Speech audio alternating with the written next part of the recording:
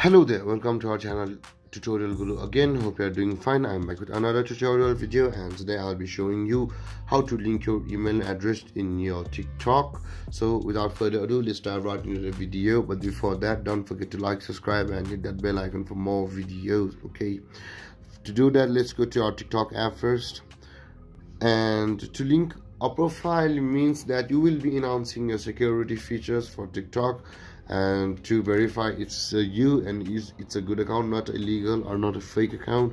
So let's verify our email by going to our profile. Tap on the profile button on the bottom right corner of your phone. Let's go, and after that you can see the three line icon on the top right corner of your phone. Tap there, and after that let's go to our settings and privacy option. Tap here, and you can see the manage account over here. Tap there, and you can see the email is empty. Just tap there, and let's put in our email. And remember guys, you have to put the full email here. Okay, the code has arrived in my Gmail.